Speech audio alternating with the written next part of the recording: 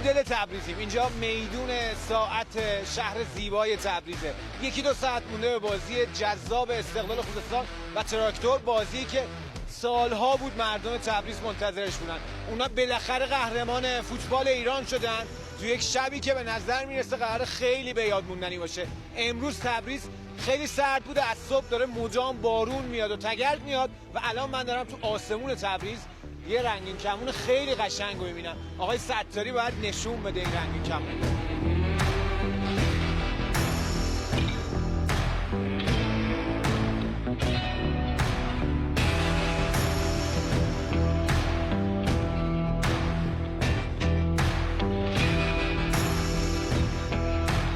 آقا جای کی خالیه؟ شما سالهاست منتظر همچین روزی هست. ما 55 سال صبر کردیم این قهرمانی رو، اول به مردم ایران، آذربایجان و مرحوم رضا حسن‌زاده کاپیتان تقیید تراکتور که خیلی زحمت این تیمو کشیده بود، ولی افسوس که امروز اینجا نیست تا ثمرش رو ببینه. اونا تو زمان بیپولی برای تراکتور بازی کردن و خیلی های دیگه که حاج آقا هاشم که طرفدار دوآتشی تراکتور بود و استاندار عزیزمون که حیف شد که زود از بین ما رفتن. خیلی زحمت این تیمو کشیدن، خیلی از زحمت کشیدن. شما خودتون چی شد طرفدار تراکتور شدید؟ ما از بچگی عاشق با تراکتور بزرگ شدیم، عشق کردیم. تراکتوری هستی؟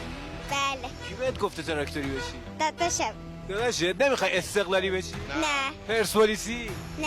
سپاهانی؟ نه. طرفدار رونالدو نمیخوای باشی؟ نه. تراکتور فقط تراکتور. Yaşasın Azerbaycan.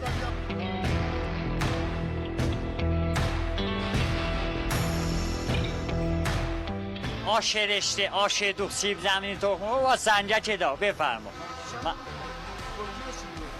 ترکی فازیش همینه، یکیه. هاشم نژاد، ریکاردو آلوز، یک ضربه و توی دروازه. ریکاردو آلوز گل دوم تراکتور رو در این بازی به ثمر میرسونه. تراکتور 2 استقلال خوزستان 0.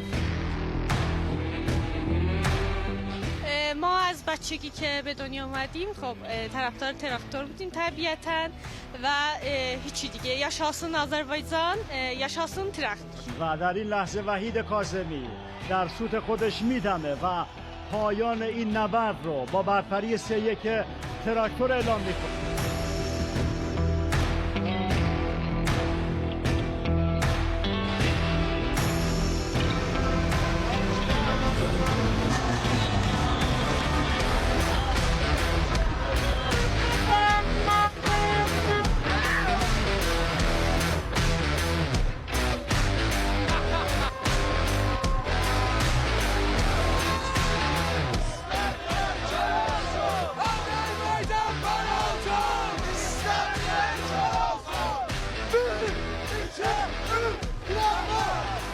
خیلی شیطونی.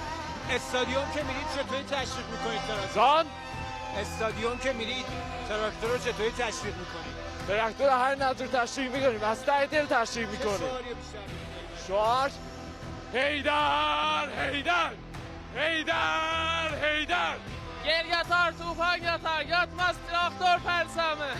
خیلی خوشحالیم که تراکتور برای اولین بار قهرمان شده و ما رو سرافراز کرده. البته که سرافرازی تراکتور برای کل ملت ایرانیه، نه فقط ترکا. یاشاسون آذربایجان، یاشاسون توفلر.